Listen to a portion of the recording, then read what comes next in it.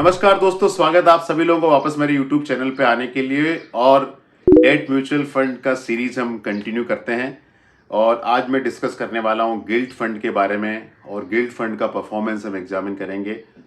काफ़ी लोगों के मन में धारणा होती है कि गिल्ट फंड के अंदर पैसा तब डालना चाहिए जब इंटरेस्ट रेट नीचे जा रहा हो, और जब इंटरेस्ट रेट ऊपर जा रहा हो तो गिल्ट फंड के अंदर पैसा नहीं डालना चाहिए।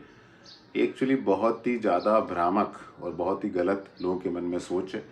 मैं आपको किस तरह गिल्ट फंड का इस्तेमाल करना चाहिए उसके बारे में आप लोगों को जानकारी दूंगा, और इस वीडियो को आप ढंग से देखिए क्योंकि आपको बहुत ही इंटरेस्टिंग इसके अंदर इंसाइट मिलने वाली है।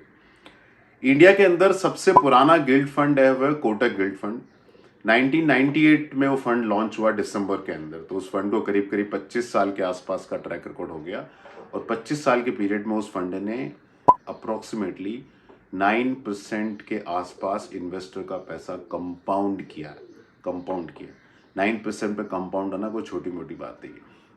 लेकिन मैंने क्या किया कि इस फंड के वेरियस टाइम पीरियड के डेटा लिए और मैंने एग्जामिन करने की कोशिश की कि अगर उस टाइम जो 10 ईयर जीसेक था वो क्या था और उसके 10 साल बाद रिटर्न क्या हुआ। तो सबसे पहले मैंने अक्टूबर 2002 का नंबर लिया। अक्टूबर 2002 के में 10 ईयर जीसेक 7.14% था। फिर मैंने लिया मई 2003, वहाँ 10 ईयर जीसेक 5.1% था। फिर मैंने लिया अगस्त 2004 में, वहाँ 10 ईयर जीसेक 6% के ऊपर था। फिर मैंने मई 2005 लिया, वहाँ 10 ईयर जीसेक 7.2% के आसपास था। फिर मैंने अगस्त 2006 लिया जहाँ 10 ईयर जीसेक 8.29 के आसपास था। फिर अगस्त 2009 लिया, वहाँ 10 ईयर जीसेक 7% के आसपास था। और फिर मैंने डेटा लिया मई 2010 के, वहाँ 10 ईयर जीसेक 8.06% के आसपास था। तो नेचुरली है कि जब वाइट 10 ईयर जीसेक का यील्ड ये है तो 10 साल बाद उस फंड का return 10 year G-sec minus fund का एक्सपेंसेस और नेट रिटर्न आना चाहिए। बट एक्चुअल रिटर्न क्या आया वो एग्जामिन करते हैं। तो अक्टूबर 2002 में जो 10 ईयर जीसेक 7.14% था, 10 साल बाद 7.14% माइनस एक्सपेंसेस रिटर्न आना चाहिए, लेकिन 10 साल बाद फंड का रिटर्न आया 8.20%। मई 2003 के अंदर जो 5.10% पे हमने चालू किया तो 10 साल बाद 5.10 माइनस एक्सपेंसेस रिटर्न आना चाहिए। एक्चुअल रिटर्न आया है फंड का 6.4% एनुअलाइज कंपाउंडेड ना। उसके बाद अगस्त 2004 में जो 6.16% स्टार्टिंग 10 ईयर जीसेक था, 10 साल बाद 6.16 माइनस एक्सपेंसेस रिटर्न आना चाहिए था, बट एक्चुअल रिटर्न आया 7.2% CAGR। मई 2005 में बिगनिंग में 7.2% 24% 10 ईयर जीसेक था, तो 10 साल बाद 7.24% माइनस एक्सपेंसेस रिटर्न आना चाहिए। एक्चुअल रिटर्न आया है 8% कंपाउंडेड। अगस्त 2006 में 8.29% 10 ईयर जीसेक था, 10 साल बाद रिटर्न आया 9% कंपाउंडेड। अगस्त 2009 में 7% 10 ईयर जीसेक था, 10 साल बाद रिटर्न आया नेट ऑफ एक्सपेंसेस 8.4%। और मई 2010 के अंदर 8.06% YTM 10 ईयर जीसेक था, 10 साल बाद एक्चुअल रिटर्न आया 8.7%। तो जो YTM 10 ईयर जीसेक यील्ड था उससे भी ज़्यादा रिटर्न दिया, फॉरगेट अबाउट एक्सपेंसेस।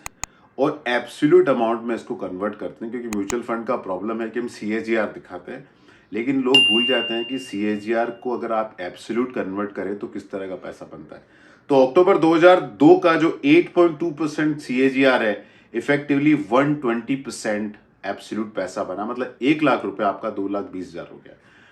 नवंबर 2003 का 6.4% मतलब आपका 86% पैसा बना, मतलब 1 लाख रुपया 1,86,000 हो गया। अगस्त 2004 का 7.2% पर कंपाउंड हुआ, मतलब 1 लाख रुपया आपका 2 लाख हो गया। 100% रिटर्न आया 10 साल के पीरियड में। मई 2005 में लगाया हुआ पैसा 8% कंपाउंड हुआ, मतलब आपका 116% रिटर्न छूटा, मतलब 1 लाख रुपया 2,16,000 हो गया। और अगस्त 2006 में जो आपने पैसा डाला उस पर 9% पैसा कंपाउंड हुआ, इसका मतलब 137% एब्सोल्यूट रिटर्न आया, मतलब 1 लाख रुपया लगाया हुआ 2,37,000 हो गया। और अगस्त 2009 में जो आपने रिटर्न आया वो 8.4% आया, तो एब्सोल्यूट टर्म में 124% रिटर्न आया, मतलब 1 लाख रुपया डाला हुआ 2,24,000 रुपया हो गया। और मई 2010 में जो आपने पैसा डाला उस पर 8.7% पैसा कंपाउंड हुआ। इसका मतलब 131% रिटर्न आया। मतलब 1 लाख रुपया लगाया हुआ 2,31,000 हो गया। अभी net of tax absolute return किस तरह का आया? तो अगस्त 2002 में लगाया पैसा नेट ऑफ टैक्स 114%, मई 2003 का नेट ऑफ टैक्स 89%, मई 2004 का लगाया पैसा नेट ऑफ टैक्स 103%, मई 2005 का लगाया हुआ पैसा नेट ऑफ टैक्स 116%, अगस्त 2006 का लगाया हुआ पैसा नेट ऑफ टैक्स 133%, अगस्त 2009 का लगाया हुआ पैसा नेट ऑफ टैक्स 118% और मई 2010 का लगाया हुआ पैसा नेट ऑफ टैक्स 120% आया। और अभी इसको हम नेट ऑफ टैक्स जो एब्सोल्यूट रिटर्न आया उसको मैं सिंपल इंटरेस्ट में कन्वर्ट करूं तो किस तरह का पैसा छूटा है। अक्टूबर 2002 में लगाया हुआ पैसा उस पर आपको 11.4% सिंपल इंटरेस्ट मिला है नेट ऑफ टैक्स। नेक्स्ट नवंबर 2003 का लगाए हुए पैसे पे आपको 8.9% net of tax simple interest मिला है। अगस्त 2004 में लगाए हुए पैसे पे 10.3% सिंपल इंटरेस्ट रेट मिला है। मई 2005 में लगाए हुए पैसे पे आपको 11.6% सिंपल इंटरेस्ट रेट मिला है। अगस्त 2006 में लगाए हुए पैसे पे आपको सिंपल इंटरेस्ट रेट 13.3% मिला है नेट ऑफ टैक्स। अगस्त 2009 में लगाए हुए पैसे में आपको 11.8% सिंपल इंटरेस्ट रेट मिला नेट ऑफ टैक्स। और मई 2010 में लगाए हुए पैसे पे आपको 12% सिंपल इंटरेस्ट रेट मिला है नेट ऑफ टैक्स। ये रिटर्न मुझे नहीं लगता है किसी भी अल्टरनेट डेट ऑप्शन के अंदर पॉसिबल है।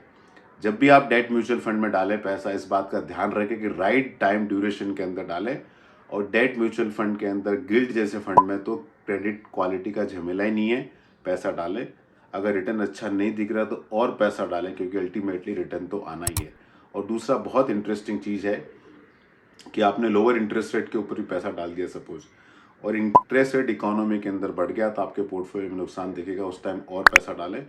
लेकिन एक बात का भी ध्यान रखें कि सपोज आपने 6% इंटरेस्ट रेट पे पैसा डाला और इंटरेस्ट रेट इकोनॉमी के अंदर 8% हो गया तो आपके पोर्टफोलियो पे नुकसान दिखेगा। लेकिन आपको ये बात को ध्यान रखना पड़ेगा कि जो कूपन आ रहा है उस डेट के अंदर, वो कूपन री इन्वेस्ट हो रहा higher and higher interest rate पे।